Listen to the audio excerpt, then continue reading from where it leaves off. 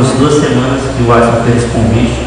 Estava escolhendo as pessoas que não levavam mensagem, os vídeos da página, né, na série de mensagem.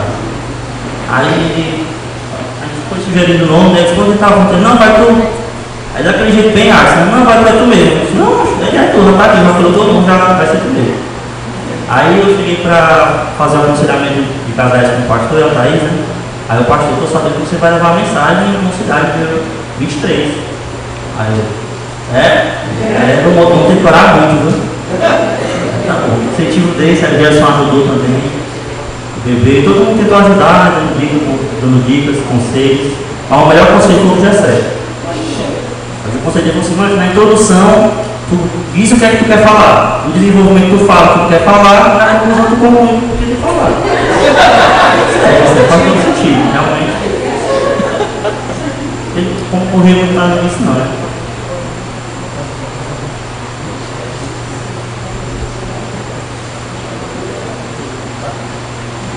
Vamos abrir nossas Bíblias em Lucas, capítulo 15, versículo 11 ao 32.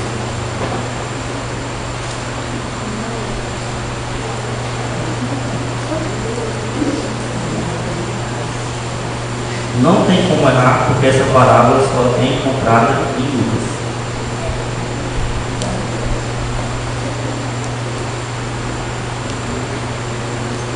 Todos acharam? Difícil. Então, vamos ler. E disse: um certo homem tinha 2 filhos, e o mais moço deles disse ao pai: Pai, dá-me parte dos bens que me pertencem. E ele repartiu por eles a fazenda. E poucos dias depois, o filho mais novo, ajuntando tudo, partiu para uma terra longínqua, e ali desperdiçou os seus bens, vivendo dissolutamente. E havendo ele gastado tudo, houve naquela terra uma grande fome, e começou a padecer necessidades. E chegou-se a alguns cidadãos daquela terra, ao qual mandou para os campos apacentar porcos. E desejava encher o seu estômago com bolotas que os porcos comiam e ninguém lhe dava nada. E tornando em si, disse: quantos dos jornaleiros de meu pai têm abundância de pão, e eu aqui pereço de fome? Levantar-me-ei e irei ter com meu pai, e dir-lhe: Pai, pequei contra o céu e perante a ti. Já não sou digno de ser chamado teu filho. Faze-me como um dos teus jornaleiros. Levantando-se para o seu pai, e quando ainda estava ao longe, viu o seu pai e se moveu de íntima compaixão. E correndo, lançou-se aos pés, ao seu pescoço, e o beijou. E o filho disse: Pai, pequei contra o céu e perante a ti, e já não sou digno de ser chamado teu filho. Mas o pai disse aos seus servos: Trazei depressa a melhor roupa e vestiu, e pondo-lhe um anel na mão e alparca nos pés. E trazei-lhe bezerro cevado, e matai-o, comamos e o alegramos. Porque este meu filho estava morto e reviveu, tinha se perdido e foi achado. E começaram a alegrar-se. E o seu filho mais velho estava no campo, e quando veio e chegou perto de casa, ouviu músicas e danças. E achando um dos servos, perguntou-lhe o que era aquilo. E ele lhe disse: Veio a teu irmão, e teu pai matou um bezerro cevado, porque o recebeu são e salvo. Mas se indignou e não queria entrar. E saindo o pai, estava com ele, mas respondendo ele disse ao pai: Eis que te sirvo há tantos anos, sem nunca transgredir o teu mandamento, e nunca me deste um cabrito para alegrar-me com os meus amigos. E vindo, porém, este teu filho, que desperdiçou os teus bens com meretrizes, mataste o bezerro cevado. E ele lhe disse: Filho, tu sempre estás comigo, e todas as minhas coisas são tuas. Mas era justo alegrarmos e folgarmos, porque este teu irmão estava morto e reviveu, tinha se perdido e achou. Oremos. Senhor Deus e Pai, eu te agradeço, Senhor, por essa oportunidade, Pai, a sua unidade, de levar a tua mensagem. Sabemos, Senhor, da responsabilidade que é falar de ti, ó Pai, e fazer com que as pessoas do Senhor possam ouvir a tua mensagem, mas não só ouvir, Pai, obedecer e ver a tua palavra, Senhor. Nos ajude nesse momento, ser comigo, que eu possa ser claro e preciso naquilo que eu vou dizer a esses jovens, Senhor. Então, nos ajuda em nome de Jesus Cristo. Amém.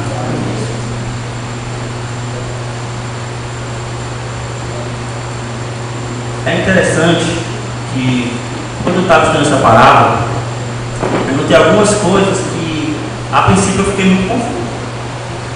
Primeiramente, foi o título que foi dado a essa parábola, a parábola do filho pródigo, que quer dizer gastador ou esbanjador.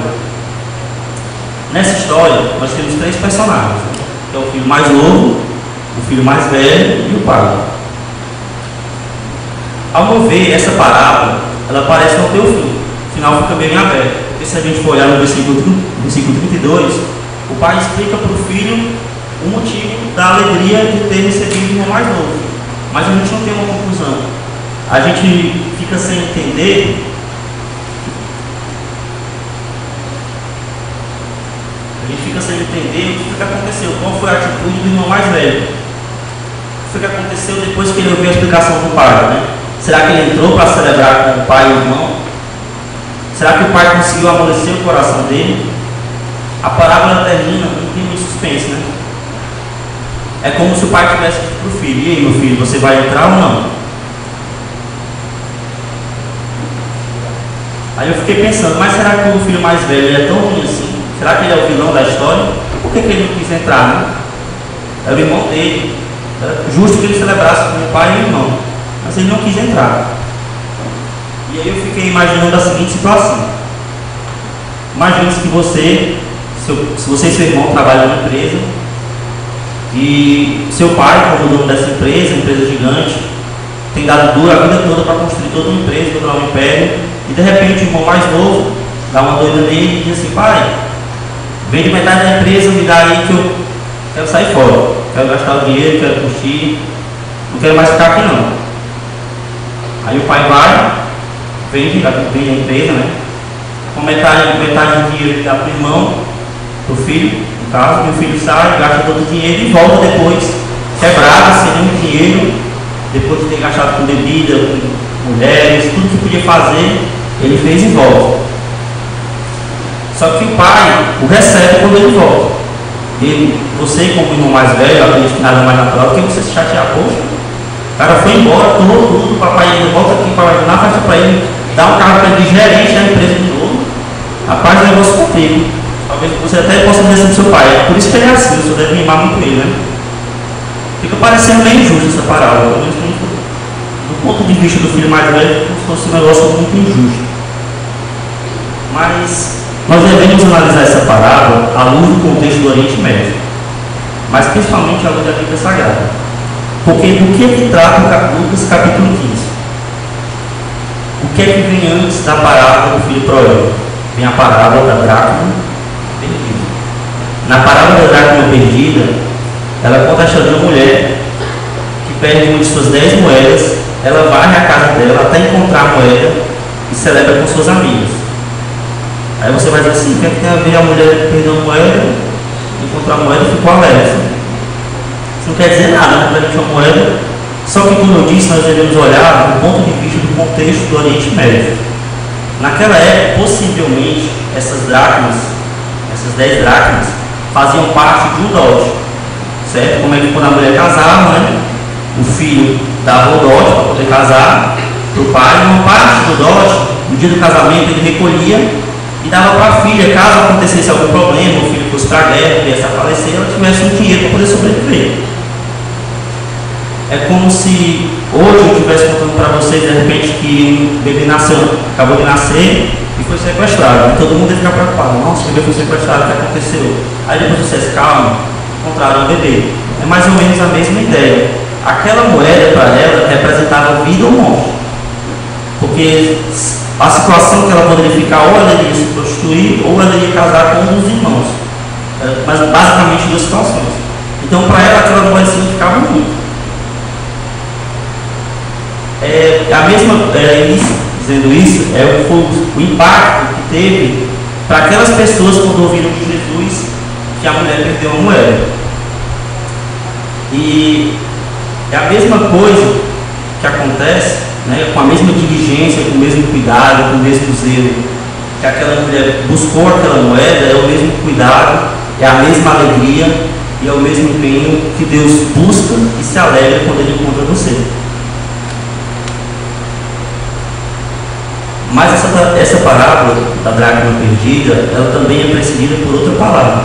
Nós sabemos que é a parábola da ovelha perdida, onde o pastor ele perde uma de suas ovelhas no caminho entre o deserto e o oásis. E ele deixa as 99 e sai em busca daquela ovelha que se perdeu. Tudo isso faz parte de um contexto da parábola do filho pródigo, ou diríamos, a parábola do pai amoroso. Na minha opinião, o nome mais correto é o título. Mas antes, vamos entender como é que se inicia o contexto do capítulo 15. Vamos só dar uma olhada rapidinho aqui em Lucas capítulo 15, versículo 1 e 2.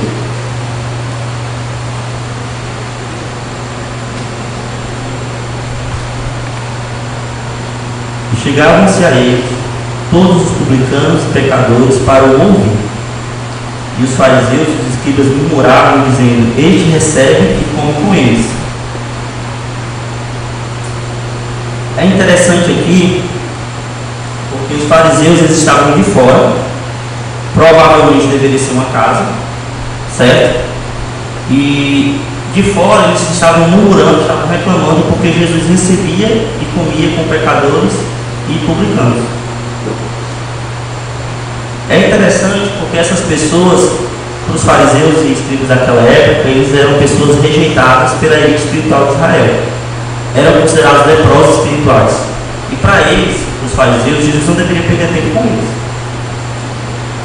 Só que pelo contrário, Jesus comia e recebia aquelas pessoas.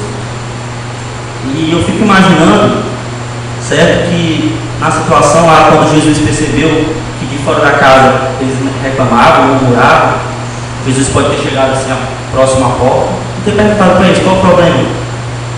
Do que é que vocês estão reclamando? Eles podem dizer: olha lá dentro, o Senhor recebe pecadores e publicanos. E Jesus pode ter olhado para eles e ter dito assim: posso contar 3 histórias para vocês? E eles devem dizer: pode, conta. Aí ele conta a primeira história, que é a história da ovelha perdida. O curioso aqui é que geralmente um animal não sabe quando está perdido, não sabe? Um cachorro, um cavalo, uma ovelha, qualquer animal, ele tem esse instinto natural de se sentir quando está perdido. Naturalmente ele procurou o pai, a mãe ou o dono dele, né? Percebe que está perdido. Agora eu respondo uma coisa: a ovelha, ela está perdida em casa ou no deserto fora de casa? Está no deserto fora de casa, certo? Então, peraí. Quer dizer então que Jesus está contando para os fariseus e publicanos ali a parábola de alguém que estava perdido fora de casa e de certa forma sabia que estava perdido, é isso? Ele estava contando a parábola de alguém que estava perdido fora de casa e que sabia que estava perdido. Concorda? Aí na sequência ele conta a parábola do dracma perdido. A moeda ela tem consciência de que ela está perdida? Então ele conta a história de alguém que estava perdido dentro de casa. Então a gente consegue observar aí que são 2 realidades: pessoas que estão perdidas fora, que de alguma forma sabem que estão perdidas, e pessoas que estão perdidas dentro e que não sabem que estão perdidas. Dá para perceber nas 2 histórias a grande alegria de Deus em encontrar aquilo que se perdeu. Lucas capítulo 15 é como se fosse uma grande trilogia de um filme. É a ovelha perdida, a dracma perdida, e Cristo arremata tudo contando a história do filho pródigo. Porque na parábola do filho pródigo nós temos 2 filhos e um pai amoroso. Eu tenho o filho que está perdido fora e o filho que está perdido dentro. É interessante que dentro do contexto do Oriente Médio, essa história seria quase que impossível de acontecer. Porque no Oriente Médio jamais um filho chegaria para um pai e pediria herança. Porque uma herança ela não pode ser dada em vida. Para que ele pudesse receber a herança, o pai dele tinha que morrer. O filho mais velho, que é o primogênito, ele tem a responsabilidade de ser o substituto do pai dele em qualquer situação. Só o silêncio dele já o denuncia. Assim, teoricamente a gente fica pensando, né? Ele deveria Ele está doido? Quer que o papai morra, vai dar herança do papai? Só que por ele ser o primogênito, a maior parte da herança ficava com ele, o dobro.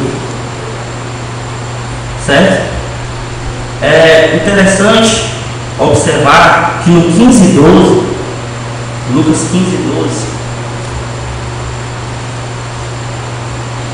ele fala aqui, ó, e o mais moço deles disse ao pai: dá-me parte da herança dos bens que me pertencem, e ele repartiu por eles a fazenda. Então os dois receberam a herança. Não foi só o filho pródigo que recebeu a herança, o filho mais velho também recebeu a herança. E aí você já sabe a história: o filho mais novo sai, toma toda a parte da herança. Talvez ele tenha pensado que ele fosse eterno. Ele viveu com tamanha intensidade, a Bíblia usa lá o termo dissolutamente, para trazer a ideia de que ele viveu uma vida mesmo devassa, certo? Mas na visão dele, de repente, até debaixo das asas do pai dele, ele podia ter uma vida tranquila, uma vida boa, mas não era isso que ele queria. Ele queria liberdade. Ele queria viver longe da autoridade do pai dele. Ele queria fazer o que desse na cabeça dele. Ele queria uma vida sem preocupações, ser o senhor do destino dele. E ele foi, saiu de casa, gastou tudo que tinha. Só que agora, como a gente sabe, as coisas têm consequências. Então a hora dele acaba com as consequências.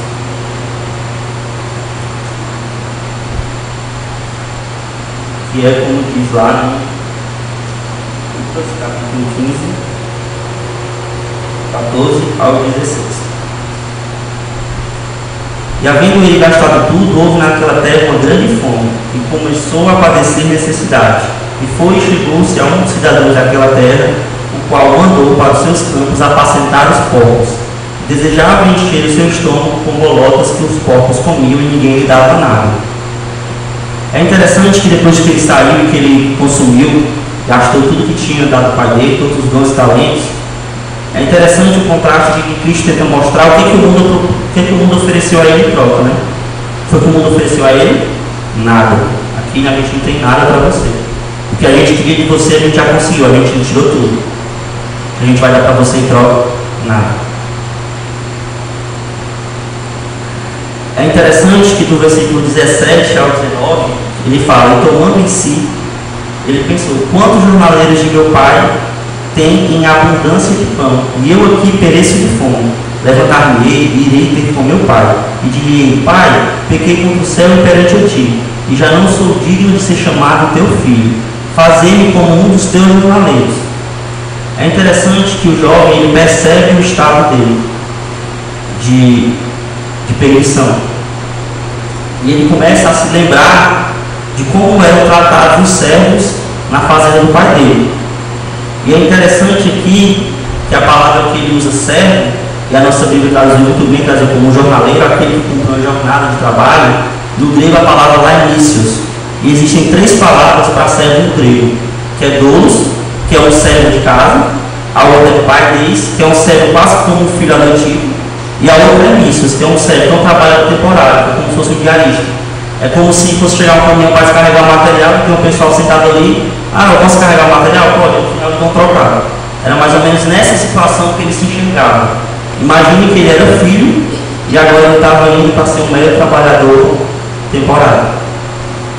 Então, a gente passa a notar que ele percebeu a condição dele.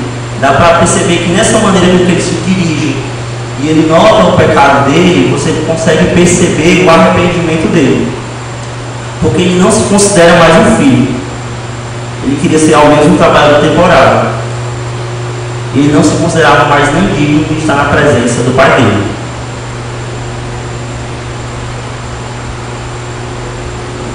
Levantando-se, foi para seu pai, e quando ainda estava longe, viu seu pai, e se moveu de íntima compaixão, e corroendo, lançou-se-lhe ao pescoço e o beijou.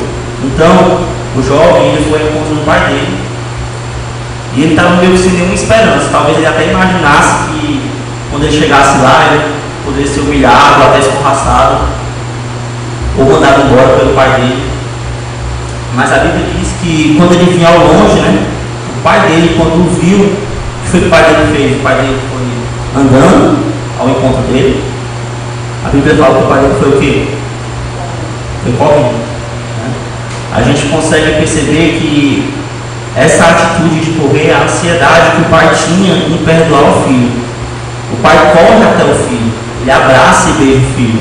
Para a surpresa do filho, o pai o tem por igual. Não havia no pai nenhum sentimento de rancor ou desprezo, como imaginava o filho. Muito pelo contrário, a atitude do pai demonstra o quanto ele esperava ansioso pelo retorno do filho rebelde. É interessante aqui no 15:21, que com relação ao 15:19, porque o filho tenta falar para o pai no discurso que ele tinha ensaiado no 15:19. No 15:19 ele fala: já não sou digno de ser chamado teu filho, faz-me como um dos teus jornaleiros. E no 15:21, quando ele chega para o pai para falar o discurso que ele tinha ensaiado, ele fala: pai, eu pequei contra o céu e perante a ti, já não sou digno de ser chamado teu filho. E o pai interrompe o discurso. A vontade de perdoar era tão grande que o pai nem precisava esperar que ele dissesse mais nada. Só o fato de ele ter se arrependido, ter voltado atrás, já significava muito para o pai, porque o pai estava esperando por isso, por essa atitude dele.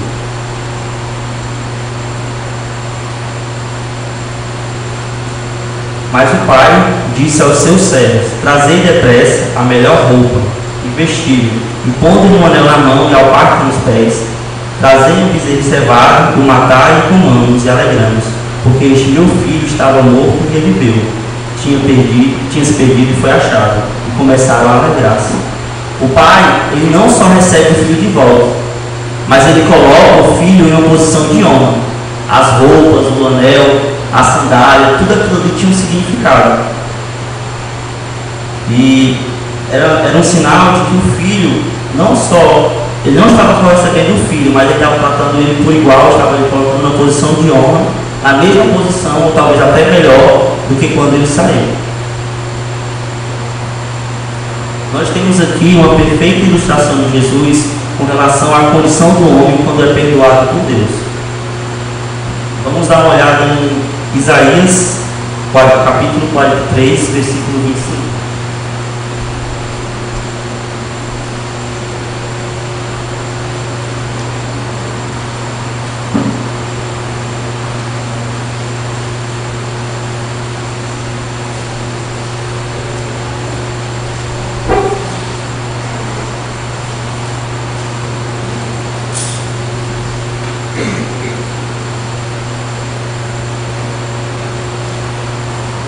Isaías 43, 25 diz: Eu mesmo sou o que apago as tuas transgressões por amor de mim, e dos teus pecados não me lembro. Aqui é Deus falando com relação à condição do homem. Então era assim, naquele momento que o pai via o filho. Ele não havia no pai nenhuma mágoa, nenhuma recordação com aquela ofensa que o filho tinha feito. E nessa palavra, o pai é Deus. Assim também, quando o pecador se arrepende, é a mesma visão que Deus tem. Ele apaga aquilo. Vamos dar uma olhada em Hebreus 8:12. Ele vai fechar esse raciocínio.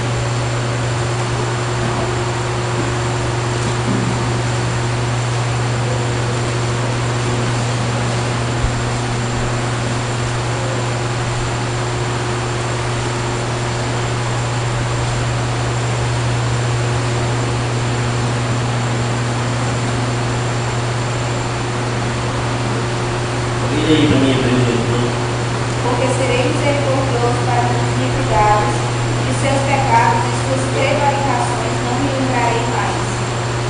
Hebreus 8:12 traz dentro da mesma ideia de Isaías. Fala que Deus não se lembra mais dos nossos pecados quando nós nos arrependemos verdadeiramente. E aí, no contexto do perdão do pai, e aquilo que o pai atribui ao filho, que é uma nova roupa, anel e sandália, restaurando a condição do filho, a gente traz a ideia também da condição que a gente é passado quando nós nos arrependemos, que é de sermos uma nova criatura, conforme 2 Coríntios capítulo 5, versículo 17.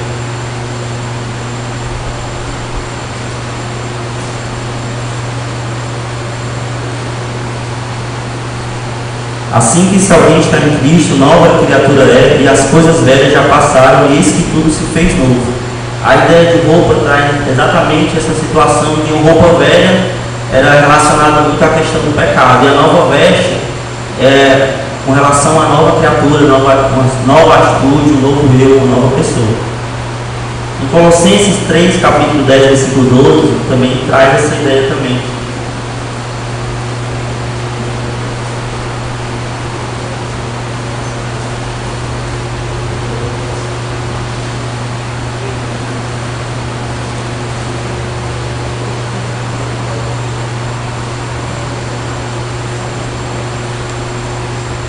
E vos vestiste de novo, que se renova para o conhecimento segundo a imagem daquele que o criou, onde não há grego nem judeu, circuncisão nem incircuncisão, bárbaro, cita, servo ou livre, mas Cristo é tudo em todos. Revestido, pois, como eleitos de Deus, santos e amados, entranhas misericórdia, de benignidade, humildade, mansidão e longanimidade, trazendo também a ideia de um novo eu, de um novo ser, de uma nova fase nas nossas vidas. Só que a história acaba aqui no filho pródigo? Não, né? Como eu falei para vocês, é a parábola de um pai amoroso e dois filhos. É o filho que estava perdido fora e o filho que estava perdido dentro de casa.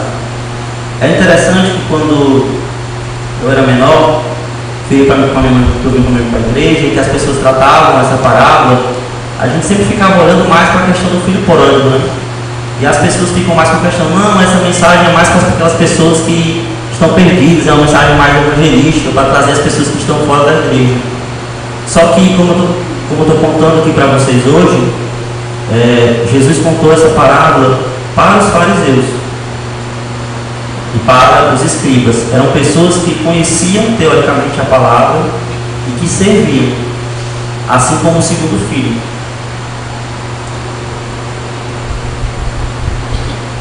Então o filho mais velho, aqui, 26 ao 28.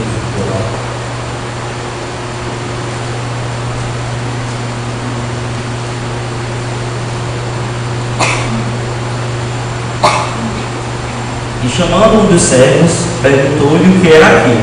Esse é o filho mais velho. E ele lhe disse: veio teu irmão e teu pai, matou o bezerro cevado, porque o recebeu são e salvo. Mas ele se indignou e não queria entrar. É interessante aqui que o filho mais velho, ele volta do serviço na fazenda, né? Ele estava servindo. Ele estava servindo em nome do pai dele, ele estava trabalhando, ele estava na obra.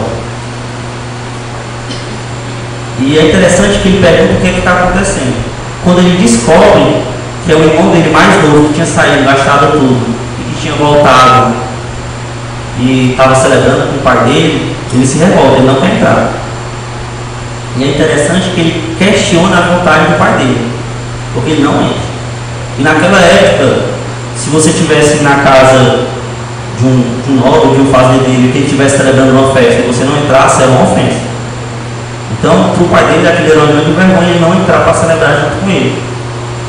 E é interessante que o pai percebe a atitude do filho e também vai ter com o filho. Mas o mais curioso aqui é como ele se considera quando ele vai falar com o pai dele.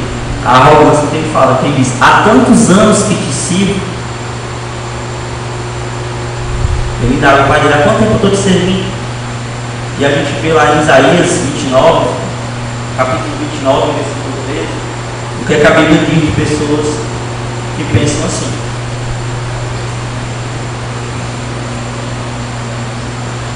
Porque o Senhor disse: pois este povo se aproxima de mim, e com sua boca e com seus lábios me honra, mas o seu coração se afasta para longe de mim, e o seu temor para comigo consiste só em mandamentos de homem em que foi instruído.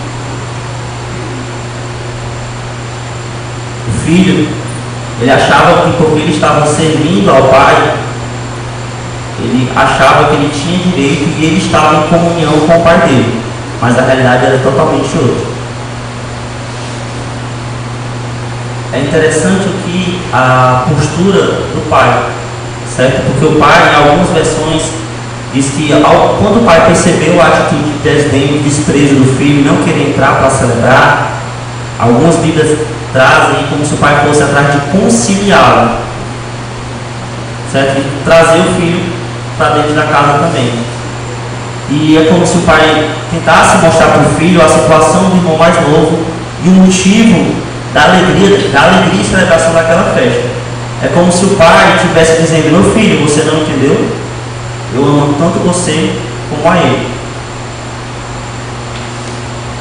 E mais uma vez eu lembro aqui a vocês o contexto do que se tratava. Eu estava falando para os fariseus que estavam revoltados, indignados, porque Cristo recebia os pecadores. Talvez, né, a gente possa até estar se perguntando por que eu disse que essa parábola parece que ela não tem um fim, né?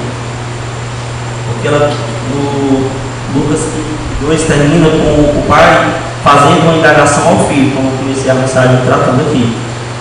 E nós não sabemos qual é a atitude do filho mais velho, como eu disse. Se ele entrou para celebrar com o pai ou se ele ficou lá fora. E como eu contei para vocês, essa parábola, dentro de um contexto e dentro, né, dos andares lá de Hebreus, para o pastor e analisar o capítulo, onde Jesus estava contando essa parábola. Para entender por que essa parábola não tem um final, é preciso a gente perceber aonde Jesus estava contando a parábola. E eu falei para vocês no começo: ele estava no monte, ele estava na sinagoga, ele estava no templo, ele estava dentro de uma casa. Ou será que ele deveria estar no portão de uma casa? Provavelmente ele tivesse, como ele estava almoçando, né? Provavelmente almoçando, e ouviu o murmúrio, né? Ele pode ter saído na porta para poder contar para os fariseus. Então, fico imaginando que ele deveria estar na porta da casa, falando com eles, né? Contando a história. E os fariseus que estavam lá fora murmurando, né? Jesus termina a parábola na mesma cena em que ele se encontrava com aqueles homens. Ele estava na porta, perguntando, contando para eles que o filho mais velho, o que o filho mais velho havia feito, e estava esperando talvez uma decisão desse, porque ele pode ter perguntado, né? Vocês estão revoltados com a atitude do filho mais velho? Como eu disse, talvez dentro de um contexto os fariseus até podem ficar revoltados. Rapaz, o filho mais velho é para ter entrado, o pai está celebrando, tem que entrar, né? Talvez eles possam ter dado prejuízo. Então, esse filho mais velho são vocês. Vocês vão entrar ou vão ficar aí fora? Talvez por isso dela não tenha um final. Porque só nós aqui, só eu e você, é que vamos decidir o que nós vamos fazer. Se nós vamos ficar lá fora ou se nós vamos entrar para celebrar junto com o Pai. E para encerrar a mensagem, eu gostaria de fazer algumas perguntas com relação a isso que tratei essa noite. Para que a gente pudesse meditar, independente do tempo que você tem de igreja, se você tem 15 anos, 30 anos, se você está na liderança da mocidade, se você não está, se você está no coral, não importa, independente de onde se você é atuante na igreja ou não. É uma questão de você, nesse momento, tentar perceber quem é você. Se você é o filho mais novo, que está perdido fora da igreja, que de alguma forma você entende que está perdido, que precisa de arrependimento, ou se você é o filho mais velho, que está aqui dentro da igreja, perdido, e ainda não se deu conta disso. Mas, como para servir de conforto e consolação, eu posso garantir para vocês que nós temos um Pai, certo? Que Ele nos ama e que Ele está ansioso esperando o nosso retorno de volta. E para encerrar, eu gostaria de deixar para vocês 1 João, capítulo 3, versículo 1. Veja quão grande amor nos tem concedido o Pai, que fôssemos chamados filhos de Deus.